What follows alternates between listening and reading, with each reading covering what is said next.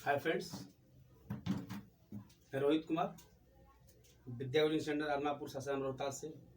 तो स्वागत है आपके अपने यूट्यूब चैनल रोहित क्लासेस में। तो दोस्त, आज हम लोग देखेंगे एवरेज नहीं, मतलब बेसिक मैथ की बेसिक नंबर संख्या क्या है, कौन कौन सी संख्या होती हैं जो हम लोग नंबर लिखते हैं, गिनती काउंटिंग नंबर 1 2 3 4, उसके बारे में जानेंगे। उसमें कौन कौन सी संख्या होती है, कैसी कैसी होती है।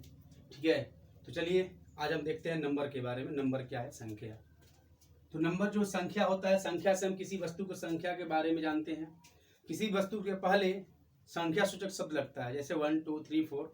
तो हम कहेंगे जैसे ये 1 कलम है तो बोले कि एक पेन, यानी पेन से पहले लग गया क्या? एक। तो पता चला कि कितना है, तो एक है। इसकी संख्या कितनी है? एक है। इसी को नंबर बोलते हैं। सुवन के पास 4 कलमें हैं, तो कलम का मतलब कौ कलम है भाई? तो 4 कलम है। कलम है कहते ही है 4 है, तो ये नंबर होता है। चलिए आज नंबर पढ़ते हैं। नंबर का पहला पॉइंट है प्राकृतिक संख्या। प्राकृतिक संख्या, प्राकृतिक संख्या यानी नेचुरल नंबर। प्राकृतिक संख्या मतलब नेचुरल नंबर। प्राकृतिक संख्या कहते किसे हैं? तो गिनती की सभी संख्याओं को प्राकृतिक संख्या कहते हैं। ठीक है, गिनती की सभी संख्याओं को प्राकृतिक संख्या यानी नेचुरल नंबर कहते हैं। तो हम लिख सकते हैं गिनती की सभी संख्या को प्राकृतिक संख्या कहते हैं। ठीक है, यानी जो गिनती की संख्या हम 1 2 3 4 पढ़ते हैं उसे हम प्राकृतिक संख्या कहते हैं। जैसे एग्जांपल में लिख सकते हैं हम, जैसे जो गिनती की संख्या होती है हम 1 2 चालू करते, 0 से नहीं। ठीक है, तो चालू करते हैं 1 2 से। तो इसमें देखेंगे 1 2 3 4 5, यानी डॉट डॉट डॉट कहाँ तक? इन्फिनिटी तक। मतलब इसका अंत नहीं है। इन्फिनिटी मतलब अंत नहीं है। प्राकृतिक संख्या का आज तक अंत नहीं हुआ है। तो इसमें अब ये क्वेश्चन हो सकता है कि प्राकृतिक संख्या, तो समझ गए कि 1 2 3 4 यानी गिनती की संख्या को प्राकृतिक संख्या कहते हैं। अब इसके बारे में कुछ पॉइंट जान लेते हैं। बिंदु क्या है? नोट में करके लिख सकते हैं ऐसा कि नोट है क्या? नोट में पहला लिखेंगे कि सबसे छोटी प्राकृतिक संख्या क्या है। सबसे छोटी प्राकृतिक संख्या कह सकते हैं कि सबसे छोटी प्राकृतिक संख्या क्या है? तो अब जानते हैं प्राकृतिक संख्या छोटी क्या है। सबसे छोटी प्राकृतिक संख्या हमारी एक है। ठीक है, क्या है? सबसे छोटी प्राकृतिक संख्या एक। और सबसे बड़ी प्राकृतिक संख्या, सबसे बड़ी प्राकृतिक संख्या को पता नहीं किया जा सकता।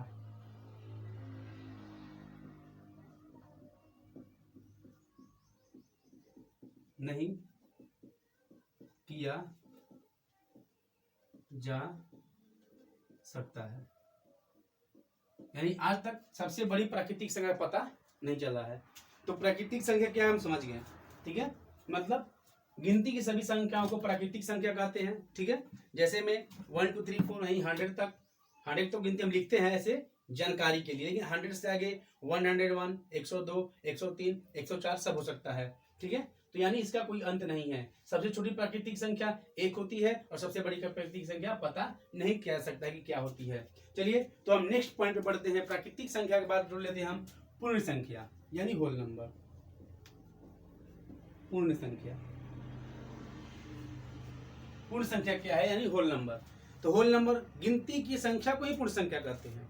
पूर्ण का मतलब होता है स्वयं में पूर्ण होना, आधा नहीं, तिहाई भाग नहीं, चौथाई भाग नहीं। यानी कहने का मतलब ना ही 1/2, ना ही 1/3, ना ही 1/4, यानी बट्टा के रूप में कुछ नहीं, जो भी होना चाहिए होल नंबर। या जैसे में 1 2 5 12 13, ये सब प्राकृतिक मतलब प्राकृतिक संख्या ही है, लेकिन होल नंबर में भी आती हैं।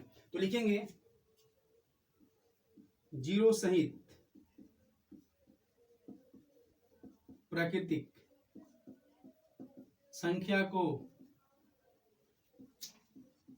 पूर्ण संख्या कहते हैं, पूर्ण संख्या कहते हैं।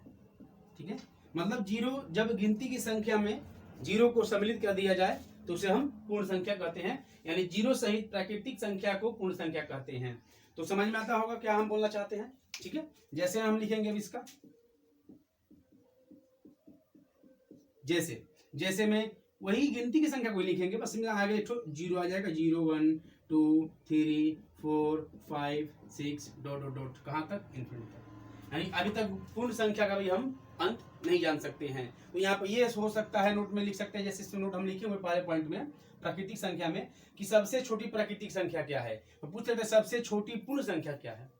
तो सबसे छोटी पूर्ण संख्या क्या है, 0, और सबसे बड़ी तो पता नहीं किया जा सकता। तो समझिए, चलिए इसके बाद हम पूर्ण के बाद हम पढ़ेंगे पूर्णांक संख्या, कि पूर्णांक संख्या क्या है, क्योंकि सब इसी सम्मिलित है, इसलिए हम स्टेप बाय स्टेप लिखवाते चल रहे हैं ताकि आप इसको समझते चले, और आपको उम्मीद करते बहुत बेटर समझ में आएगा, आपको कोई दिक्कत नहीं होगा। ये समझेंगे तो इसके बाद संख्या पर आधारित कोई भी प्रश्न आपको मिले तो आप बेहिचक बनाइएगा, और हम आपको वादा करते हैं कि आपको बिल्कुल समझाने की कोशिश करेंगे। अगर समझने में दिक्कत हो तो आप हमको कमेंट करके बता सकते हैं कि हाँ ये स्टेप पॉइंट गलत है, यहाँ पे सब विस्तार से समझाए, हम कोशिश करेंगे कि इससे भी बेटर बताने का।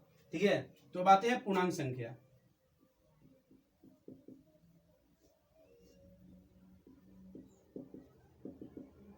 पूर्णांक संख्या इंटीजर नंबर, पूर्णांक संख्या।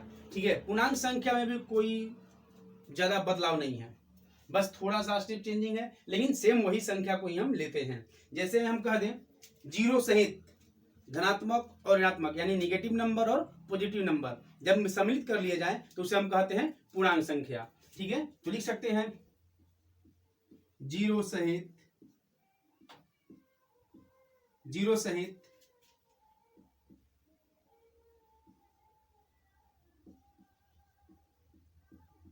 ऋणात्मक संख्या और धनात्मक संख्या को पूर्णांक संख्या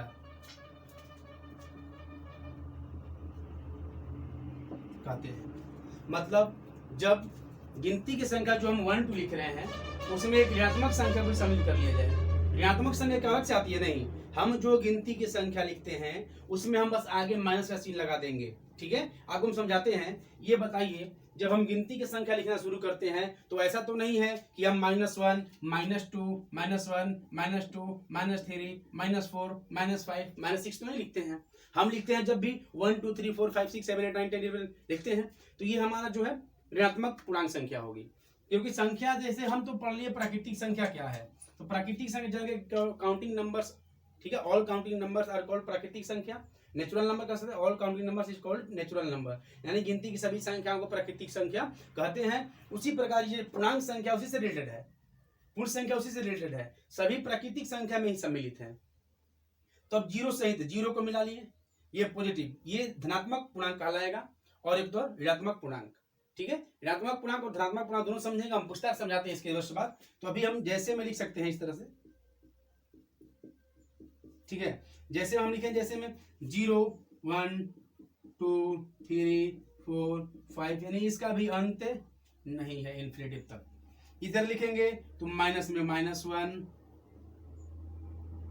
-2 -3 -4 -5 डॉट डॉट डॉट, इसका भी इन्फिनिटी तक, इसका भी अंत नहीं है। तो ये हमारा हुआ पूर्णांक संख्या। ठीक है, तो आप लोगों को समझ में आ गया प्राकृतिक संख्या क्या है, पूर्ण संख्या क्या है, पूर्णांक संख्या क्या है। इसमें कोई दिक्कत नहीं है। यदि कोई दिक्कत हो, समझ में ना आए तो आप कमेंट करके बता सकते हैं। चलिए हम पूर्णांक संख्या को भी पूरा विस्तार से समझाते हैं कि पूर्णांक संख्या में क्या क्या हमें सीखना है और क्या क्या होता है। ठीक है, तो चलिए हम आगे बढ़ते हैं। आप इसको नोट्स कर लेंगे, वीडियो को बीच में पॉज करके आप नोट करना चाहे तो उसको नोट भी कर सकते हैं। चलिए तो हम देखते हैं पूर्णांक संख्या। जैसे हमने पीछे प्राकृतिक संख्या, पूर्ण संख्या और पूर्णांक संख्या लिखवा दिया। अब पूर्णांक संख्या को पूरा विस्तार से हम समझेंगे पूर्णांक संख्या होता कैसा है, मतलब क्या क्या होता है पूर्णांक संख्या में। ठीक है, तो पहले हम एक लाइन खींचेंगे इस तरह से, जिसको हम कह सकते हैं संख्या रेखा। संख्या रेखा यानी नंबर लाइन। तो ये नंबर लाइन जो होता है इसका कोई अंत नहीं होता। ये आगे कहाँ तक जाएगा हमको पता नहीं है, ठीक है। इसके मध्य में होता है 0, इसके मध्य में क्या होता है 0, ठीक है। इसमें दो पक्ष बन गया, एक दाहिना पक्ष एक बायां पक्ष, राइट साइड और लेफ्ट साइड, ठीक है। तो हम देखेंगे दोस्त, जब हम संख्या के दाहिने तरफ चलते हैं तो क्या होता है, 0 के दाहिने तरफ, तो इधर आता है 1 2 3 4 5 6, ठीक है। यानी इसका कोई अंत नहीं है, आगे तक बढ़ते चल जाएंगे हम, उसको कोई दिक्कत नहीं है, ज़्यादा बढ़ने की जरूरत भी नहीं है, हम समझ रहे हैं तो बहुत काफ़ी है, ठीक है। और इधर भी आएंगे तो इधर भी आता है 1 2 3 4 5 6, माइनस में -1 -2 -3 -4 -5 -6, ठीक है।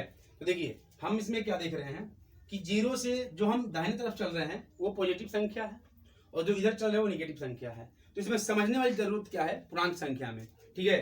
देखिए जब हम संख्या के दाहिने तरफ जाते हैं तो समझे हम संख्या रेखा पर, तो ये सब संख्या पॉजिटिव है, ये निगेटिव है। निगेटिव संख्या होने का मतलब कि जो कर्ज में हो, नहीं कह सकते एक भाषा में कि कर्ज है मेरे ऊपर, जैसे हम कहें कि हम किसी से 2000 रुपया लिए हैं तो मेरे ऊपर कर्ज है, मैं माइनस में डूबा हुआ हूँ, यानी कर्ज में डूबा हुआ हूँ, मैं निगेटिव संख्या हम दिखा सकते हैं कि मेरे पास -2000 रुपये ना किसी को देने हैं। तो ये माइनस दिखाता है छोटापन दिखाना, तो ये छोटा होता है। तो हम बता दें आपको अपने भाषा में कि जब हम संख्या रेखा पर बाएं से दाएं की ओर चले, यानी इधर ये हमारा बायां पक्ष है, लेफ्ट साइड बायां पक्ष, ये है हमारा दायां पक्ष, ठीक है। नहीं समझ में आया ऐसा कोई उपाय तो नहीं है, बहुत बहुत बेटर समझ में आएगा, ठीक है। हम चले दायां से बाएं तरफ, तो ये जाते हम बढ़ते क्रम में, संख्या बढ़ते जाती है, बढ़ते क्रम। लेकिन वही जब हम इधर से दिखाई दे रहे हैं यहाँ पे, ठीक, जब हम यहीं से दाहिने से बाएं तरफ आए तो ये आएंगे हम घटते क्रम, ठीक है। तो समझ लिया, मतलब हमारे कहने का मतलब ये है कि जब हम संख्या रेखा पर बाएं से दाएं की ओर बढ़ेंगे तो ये बढ़ते क्रम में जाएंगे, यानी -6 और -5 में संबंध क्या हुआ। तो भाई देखिए हम दाहिने से बाएं तरफ चल रहे हैं ना, सॉरी बाएं से दाएं तरफ चल रहे हैं, तो जब बाएं से दाएं तरफ चलेंगे तो बढ़ते क्रम में जा रहे हैं, यानी कहे कि -6 और -5 में कौन बड़ा है, तो -5, ठीक है। ये हमारा कौन बड़ा है, -5। हम ये बता दें कि माइनस में संख्या जितनी ही छोटी होती है वो उतनी ही बड़ी होती है, और माइनस में जितनी संख्या बड़ी होती है उतनी ही छोटी होती है। समझ में आया, माइनस में जितनी संख्या छोटी होती है उतनी ही बड़ी होती है, जितनी बड़ी होती है उतना ही छोटी होती है। यानी माइनस और माइनस संख्या में संबंध देखें तो देखिए -6 और -5, यहाँ दे दिए 106, यहाँ दे दिए 105। ये सबको पता है ग्रेटर देन और लेस देन का चिन्ह, कि कहाँ ग्रेटर देन लगाते हैं, कहाँ लेस देन लगाते हैं, और कहाँ इक्वल टू लगाते हैं। तो देखिए -6 और -5 में कौन बड़ा है, और 6 और 5 में कौन बड़ा है, दोनों में अंतर क्या है। हमने नंबर अगर पढ़ा होगा आप लोगों ने तो आप लोगों को पता होगा कि जब किसी संख्या के आगे कोई सिंबल ना हो, कोई चिन्ह ना हो, तो वहां पे पॉजिटिव का साइन छिपा होता है, यानी प्लस का चिन्ह छिपा होता है। तो दोनों में तो 6 बड़ी है, 6 और 5 में दोनों में 6 बड़ा है, लेकिन यदि सिंबल देखे माइनस वाला तो इसमें हमारा कौन बड़ा है, -5, क्योंकि निगेटिव का साइन दे रहा है ना। ये ज्यादा कर्ज में, ये 6 रुपया कर्ज लेकर रखा है और ये 5 रुपया कर्ज है, तो ज्यादा छोटा तो ये हुआ, ये बड़ा हुआ, तो ये चिन्ह हम बड़ा दिखाएंगे। तो संख्या है मतलब कि -6, ये ज्यादा कर्ज ले रखा है। ठेठ भाषा में हम कहें अपनी भाषा में कि हम मान लीजिए किसी व्यक्ति से 3000 कर्ज लिए हैं, ठीक है, और कोई व्यक्ति है जो हमसे भी ज्यादा कर्ज 5000 कर्ज ले रखा है।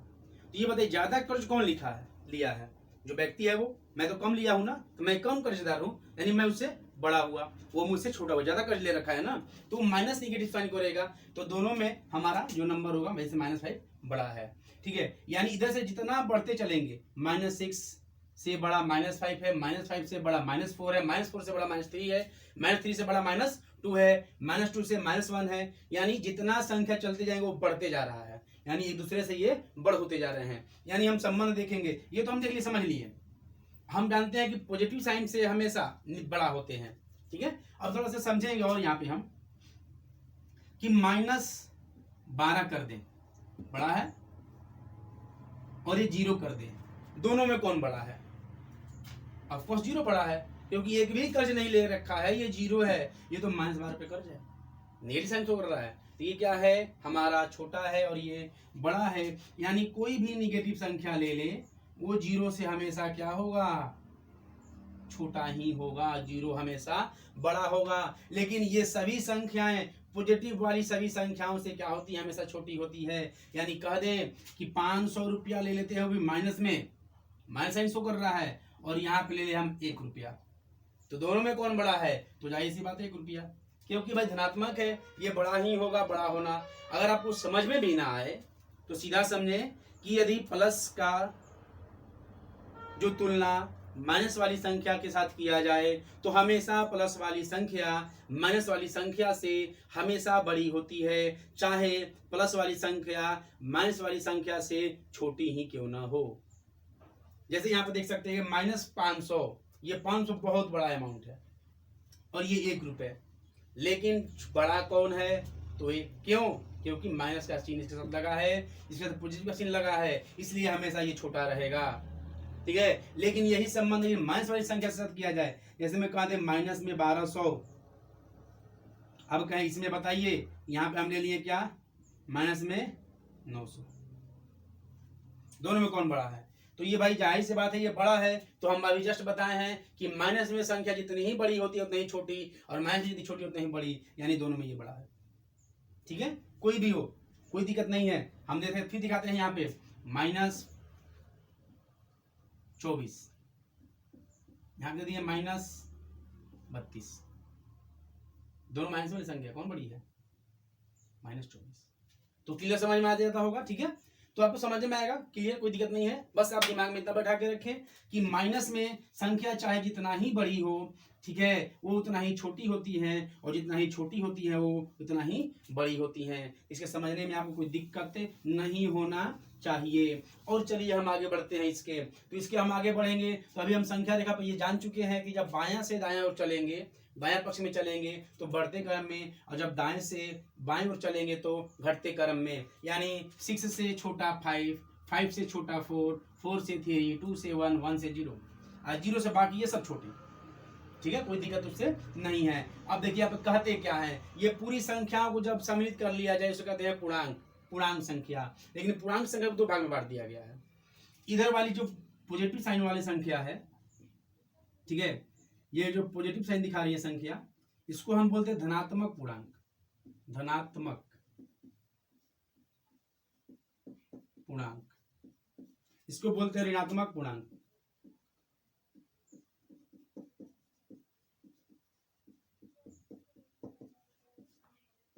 धनात्मक पूर्णांक और ऋणात्मक पूर्णांक। तो हम उम्मीद करते हैं आपको समझ में आ रहा होगा और क्लियर हो भी गया होगा कि हाँ ऐसा होता है। सो चलिए अब हम थोड़ा इससे आगे बढ़ते हैं संख्या की ओर। हमारी अगली पॉइंट क्या है आप लोग समझते चलिएगा। ठीक है, अगला पॉइंट देखते हैं। अगला पॉइंट है सम संख्या यानी इवन नंबर। सम संख्या यानी इवन नंबर। तो इवन नंबर बहुत मस्त है, बहुत इंपॉर्टेंट है। क्यों हम इस संख्या बता रहे हैं? संख्या को समझना बहुत जरूरी है क्योंकि संख्या से संबंधित सारे क्वेश्चन आते हैं। जैसे एवरेज पढ़ेंगे, औसत पढ़ेंगे ना, एवरेज का मतलब ही औसत होता है। फिर से लाभ हानि पढ़ेंगे, सम्मित संख्या की जरूरत होती है। बोर्ड मास पढ़ेंगे, ठीक है, जो बोर्ड मास होता है, जो बहुत ज़्यादा बैंकिंग के लिए जरूरत होता है, बोर्ड मास की आवश्यकता ज़्यादा बोर्ड मास से क्वेश्चन करता है। ठीक है, तो हम सम संख्या पढ़ेंगे। सम संख्या क्या है? तो सम संख्या यानी इवन नंबर। तो वैसी संख्या जो 2 से पूरा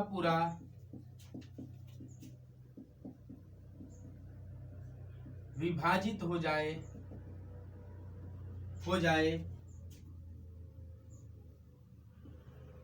वे सम संख्या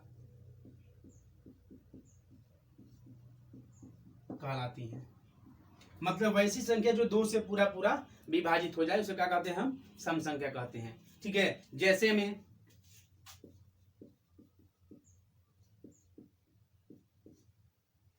सम संख्या 2 से विभाजित हो रही है, जाहिर सी बात है 2 से चालू होगा। ठीक है, तो 2, 4, 6, 8, 10, 12 14 16 18 20 डॉट डॉट डॉट इन्फिनिटिव, क्योंकि भाई इसका भी अंत नहीं है। जब प्राकृतिक संख्या का अंत नहीं हुआ तो सम संख्या का भी अंत नहीं है। यानी पूछ दे सबसे छोटी सम संख्या कौन सी है तो 2, सबसे बड़ी सम संख्या कौन सी है तो पता नहीं किया जा सकता। ठीक है, तो आइए हम आगे बढ़ते हैं। सम संख्या को समझ में आ गया होगा। और ये भी बता दें कि सम संख्या जो होती है 2 से विभाजित होने वाली, वो क्यों कह रहे कि 2 से कटनी चाहिए। तो 2 से भाई ये भी रहेगा 2 से संख्या कौन कौन कटेगी, तो बता दें कि 2 से वैसी संख्या 2 से कटती हैं जिसके अंत में 2 4 6 8 0 हो, वही संख्या सिर्फ 2 से कटती है और कोई संख्या 2 से कटने वाली नहीं है। तो देखिए हम यहाँ पे लिख भी रहे हैं, आप गिनती लिखिएगा 2 का टेबल और देखिएगा हमेशा 2 के टेबल के अंत में 2 4 6 8 0 ही आएगा, इसके अलावा कुछ आने वाला नहीं है। यानी हम साफ कह सकते हैं कि जिस संख्या के अंत में 2 4 6 8 0 हो वे सभी संख्याएं 2 से कट जाती हैं। तो आते हैं अब आगे, सम संख्या के बाद आता है विषम संख्या। तो आप तो समझ ही गए होंगे विषम संख्या क्या है। विषम संख्या का मतलब भाई सम अविषम, सम में ही विषम लग गया, ग्रहण लग गया उसको। अब क्या कहेंगे, जब ये 2 से कट रहा तो 2 से नहीं कटेगा। वैसी संख्या जो 2 से पूरा पूरा विभाजित न हो उसे हम विषम संख्या कहते हैं। यानी वैसी संख्या जो 2 से पूरा पूरा विभाजित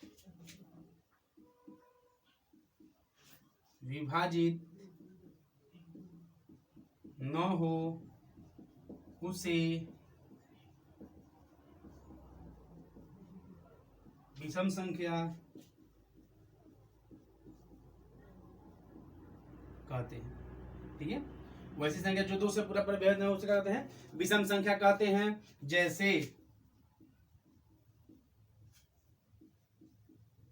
जैसे तो भाई विषम संख्या चालू कहां से होगा, संख्या तो हम ले लिए, विषम संख्या चालू कहां से होगा तो 1 2, 1 भी नहीं करता है, 1 से चालू करिए 1 3 2 तो सम है 3 5 7 9 11 13 डॉट डॉट डॉट इन्फिनिटी।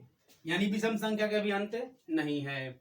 तो ये हम सब समझ गए, प्राकृतिक संख्या, पूर्ण संख्या, पूर्णांक संख्या, सम संख्या, विषम संख्या। पूर्णांक संख्या में हम क्या समझे कि धनात्मक पूर्णांक कौन है, ऋणात्मक पूर्णांक कौन है। जिस संख्या के आगे माइनस चिन्ह लग जाए, माइनस का चिन्ह लग जाए उसे हम ऋणात्मक पूर्णांक कहते हैं। और जिस संख्या के सामने कोई चिन्ह ही ना हो या फिर प्लस का चिन्ह दिया रहे उसे हम धनात्मक संख्या कहते हैं। सम संख्या जो 2 से पूरा पूरा कट जाए उसे सम संख्या कहते हैं। जैसे 2 का टेबल का अंत थोड़ी है, 2 का टेबल जितना चाहे आप उतना लिख सकते हैं, उसको कोई दिक्कत नहीं है, उसमें कोई आपत्ति नहीं है। 2 का टेबल थोड़ी है 10 तक लिखेंगे हम, 2 दाहिया 20। हम तो याद करने के लिए एक जरिया बनाया गया है, एक तरीका बनाया गया है कि हमको कम से कम 10 तक बच्चे लोग को याद कराएं, हम लोग भी याद करें। ठीक है, उसी तरह विषम संख्या है तो वैसी संख्या जो 2 से पूरा पूरा विभाजित न हो उसे विषम संख्या कहते हैं। तो ये सब संख्या विषम संख्या है। अब इसमें मेन टॉपिक उठता क्या है, पॉइंट क्या है मेरा व्यू कंपटीशन लेवल के लिए। जो ये देखिए, ये ऐसा नहीं है कि आप सिर्फ बेसिक है, ये 1 2 3 4 5 6 7 8 9 10 अदर कॉम्पिटेटिव एग्जाम्स, चाहे रेलवे हो, बैंकिंग हो, ग्रुप डी हो, चाहे कोई भी हो, सब के लिए इम्पोर्टेंट, सबको ये जानकारी चाहिए, चाहे किसी भी लाइन की तैयारी क्यों ना करते हो। ठीक है, तो आते हैं इसको इरेज करते हैं। थोड़ा इसके बारे में हम जो सम और विषम पढ़ें इसके बारे में कुछ विशेष और समझ लें। ठीक है, नहीं तो फिर इससे भी पहले हम थोड़ा एक और चीज समझ सकते हैं, लेकिन पहले हम समझ लें फिर हम उसको भी बता देंगे, उसी लाइन में बता देंगे कि होता क्या है, आखिर उसको कहते क्या है, कैसे है। ठीक है, ये भी बहुत इंपॉर्टेंट, बहुत जल्दी समाप्त होगा। ठीक है, देखिए अभी हम सम विषम जस्ट पढ़ें कि सम विषम है क्या। वैसी संख्या जो 2 से पूरा पूरा कट जाए उसे सम संख्या कहते हैं, और वैसी संख्या 2 से पूरा पूरा नहीं कटे उसे विषम संख्या कहते हैं। अब समझते हैं, जैसे हम काउंटिंग नंबर अब लिखना शुरू करते हैं। ये तो बच्चों वाली खेल है, लेकिन फिर भी हमें समझाना है तो थोड़ा सा करना पड़ेगा। ये पूरा हम संख्या लिख दें, थोड़ी कोई गिनती ऐसे लिखता है कि -1 -2 -3, ऐसा नहीं लिखता है। तो हमें जस्ट सम संख्या और विषम संख्या पढ़े तो देखिए हम ये सिर्फ गिनती 1 से 10 तक ही लिखे हैं। इसमें समझेंगे भाई सम क्या है, विषम कहाँ है, दोनों में अंतर क्या है। जब हम गिनती लिखते हैं तो हर गिनती में एक एक पॉइंट सिर्फ बढ़ता है, सिर्फ एक एक की बढ़ोतरी होती है। देखिए 1 से बढ़ा 2, 2 से बढ़ा 3, 3 से बढ़ा 4, 4 से बढ़ा 5, यानी कितना बढ़ोतरी हो रहा है, एक एक का बढ़ोतरी हो रहा है, कोई ज्यादा अंतर नहीं है। समझना भी बहुत आसान है, बहुत ईजी है। अब देखेंगे अंतर क्या होता है। तो हम पहले इसमें मारते हैं टिक सम संख्या को, या सम लिख लेंगे, यानी इधर सम है, इधर विषम संख्या को टिक मारेंगे, आपको समझ में आएगा। देखो सम,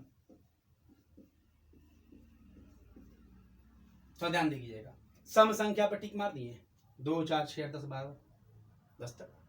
इधर विषम संख्या टिक मारते हैं कि विषम संख्या है। अब थोड़ा समझेंगे इसमें कि भाई 1 से 10 तक हम गिनती को लिखें, 1 से 10 तक की गिनती में हम देखें कि 1, 2, 3, 4, 5, यानी कुल 5 सम संख्याएं हैं। उसके बाद अगला गिनती जब गिने विषम संख्या के लिए तो 1, 2, 3, 4, 5, नहीं तो बहुत अच्छा बात है। एक चीज तो हमको मिल गया कि 1 से 10 तक में संख्या में, 1 से 10 तक की गिनती की संख्या में कुल 5 गो सम संख्या और 5 गो विषम संख्या। ये भी एक हमारा ऑब्जेक्टिव बन जाता है, एक क्वेश्चन बन जाता है कि कुल 1 से 10 तक में कुल कितनी सम संख्या है, तो 5। 1 से 10 तक में कुल कितनी विषम संख्या है, तो 5। अब जब हम समझ गए हैं कि 1 से 10 तक में 5 सम 5 विषम, तो अब बताइए कि 1 से 20 तक में कुल कितना सम कितना विषम। तो जब इसमें 5 सम हुआ तो इसमें भी तो 5 सम होगा, यानी 5 5 10 को हमारा सम हो जाएगा, 10 को विषम हो जाएगा। बहुत आसान है, समझना बहुत आसान है कि क्या हो रहा है, हम सब आपको समझा रहे हैं, ठीक है। तो अगला हम बढ़ेंगे इससे आगे कि 1 से 50 तक में, 1 से 50 तक में कुल सम कितना, कुल विषम कितना। तो भाई 1 से 10 तक में 5, तो 1 से 50 तक में 50 25, यानी आधी, यानी 25 हो गया सम और 25 हो गया विषम। अब कौन सम होता है कौन विषम होता है आपको पता चल गया, हम आपको पहले ही बता चुके हैं। 1 से 100 तक में बात करें कुल कितना सम है, तो 50 गो सम होगा और 50 गो हमारा विषम होगा। तो सम विषम क्लियर हो गया, एक नंबरिया बना सकते हैं, जोड़ सकते हैं, घटा सकते हैं कि कितना सम है कितना विषम है, कौन बड़ा है कौन छोटा है, प्लस वाला साइन बड़ा होता है माइनस वाला साइन बड़ा होता है, क्या होता है सब आपको पता चल गया। चलिए हम अब इससे थोड़ा सा आगे बढ़ते हैं कि आखिर आगे होता क्या है, ठीक है। तो चलिए तो हम इससे आगे बढ़ते हैं। आगे हम देखेंगे, अब हम संख्या कुछ देख ही लेंगे कौन कौन संख्या है। अब पढ़ेंगे भाज्य संख्या, ठीक है, भाज्य संख्या क्या है। तो अगला पॉइंट है हमारा भाज्य संख्या। भाज्य संख्या बहुत आसान है, जितना पीछे हम पढ़े सब इजी था, आपको समझ में आ ही गया होगा कितना इजी और कितना हार्ड है। हार्ड तो कुछ होता नहीं है, मैथ समझते हैं। भाज्य संख्या क्या है, तो वैसी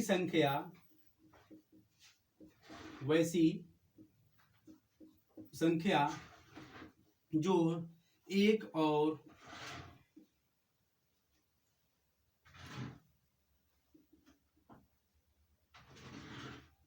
स्वयं को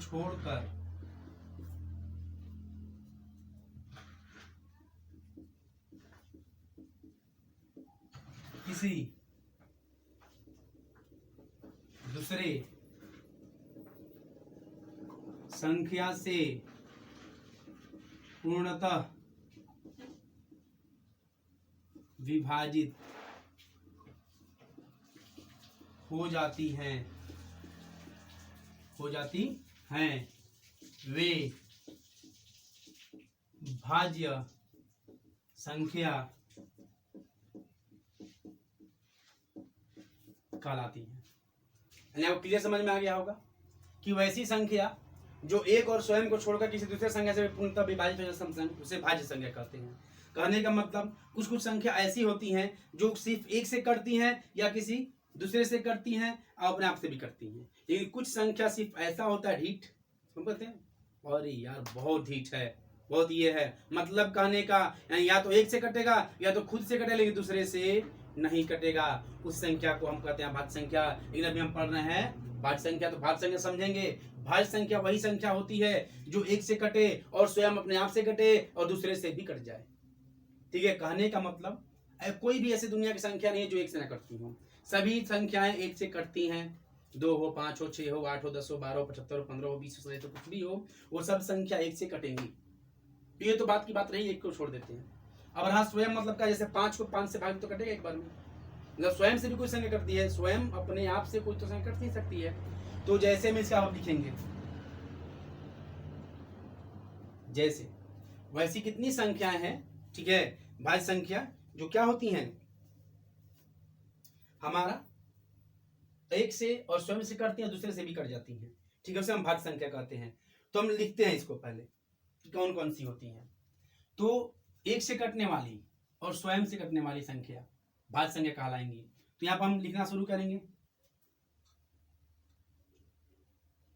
एक तो होगा नहीं भाई, एक तो एक ही से कटेगा, या तो खुद से कटेगा, किसी दूसरे से कटेगा नहीं, तो एक तो लेंगे नहीं। अब रहा 2 की बात। 2 कैसा संख्या है, भाज्य या अभाज्य, एक से कटेगा, स्वयं से कटेगा, दूसरे से नहीं कटता है, तो ये भी गया। 3 भी गया। अब बचा 4, तो यानी भाज्य संख्या का कहाँ चालू होगा, 4 से। 4 देखिए 1 से कटेगा, 4 से कटेगा और 2 से भी कट गया, यानी दूसरे से भी कट गया, तो हुआ 4, 6, 8, 9, 10, 11 तो होगा नहीं, तो 12, ... इसका कोई अंत नहीं है, ठीक है। तो ये सभी संख्या होगी भाज्य संख्या।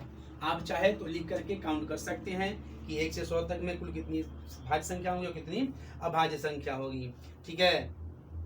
तो हम आगे आते हैं।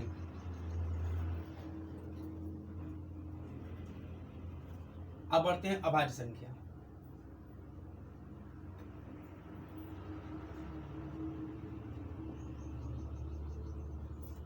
अभाज्य संख्या बढ़ते हैं आगे। वैसी संख्या, सेम वही प्रक्रिया है, थोड़ा सा चेंजिंग है। वैसी संख्या जो 1 और स्वयं को छोड़कर किसी दूसरे संख्या से पूर्णतः विभाजित न हो, पूर्णतः विभाजित न हो, उसे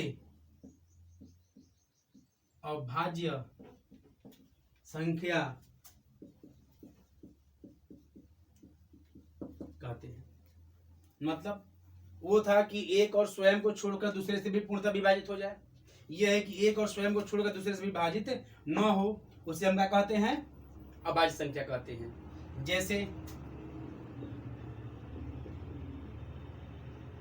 जैसे हम आते हैं अभाज्य संख्या भी। देखिए अभाज्य संख्या जो होती है 2 से चालू होती है, ठीक है, क्योंकि अभाज्य संख्या 2 हो सकती है, क्योंकि ये जो है 2, एक तो नहीं ले सकते हैं, एक किसी में भी नहीं आती है, क्योंकि भाई एक तो स्वयं एक संख्या है, एक जो ना भाज्य है ना अभाज्य है, तो एक से सब संख्या करते हैं, इसलिए एक नहीं लेंगे। अब यहाँ पे पढ़ते हैं ये संख्या 2 से चालू होती है, संख्या 2 चालू, क्योंकि ये भी संख्या ऐसी है जो 1 से कटेगी और अपने आप से कटेगी, दूसरे से नहीं कटती है। तो 2 हुआ, उसके बाद पढ़ेंगे 3, क्या 5 संभव है, हाँ 5 भी होगा, 6 नहीं, 7 आएगा, 8 नहीं होगा, 9 नहीं होगा, 10 नहीं होगा, क्या होगा अब 11, फिर क्या होगा 13, फिर 17, फिर 19 ...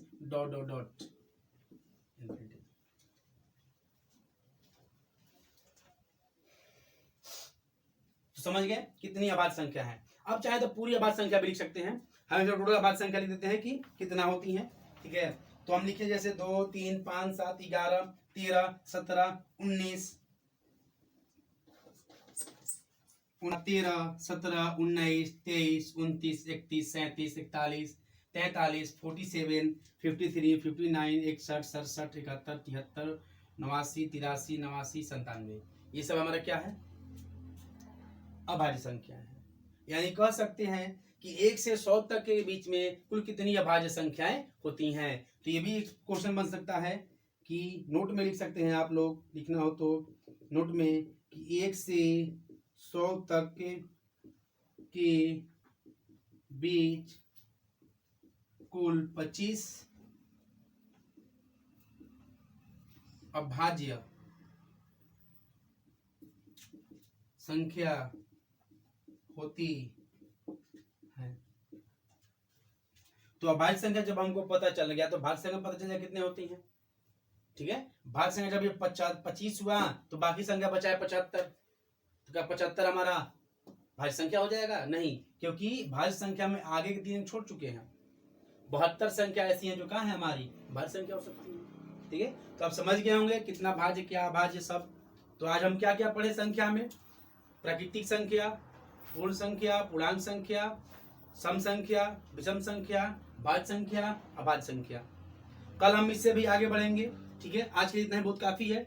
सो दोस्त, आप हमें कमेंट करके और लाइक करके कृपया हमें प्रोत्साहित करें। ठीक है, ताकि हम आपको और भी तरीके से अच्छे तरीके से बताएं और समझाएं। सो उम्मीद करते हैं कि आपको ये पूरी बेसिक नंबर्स, पूरे नंबर्स के बारे में समझ में बिल्कुल ही आ गया होगा। सो दोस्त, थैंक्स, धन्यवाद, आपका दिन शुभ हो। Thanks for watching. मिलते हैं अगले वीडियो में फिर दोबारा इन्हीं संख्याओं के साथ से खेलेंगे। इस संख्या के संग जो संख्या दिया हुआ है, इन सभी संख्याओं के साथ हम खेलेंगे। संख्या होती कैसी हैं, कैसे सवाल पूछते हैं, प्राकृतिक संख्या के योगफल, मतलब बहुत सारे चीज पढ़ेंगे। सो धन्यवाद।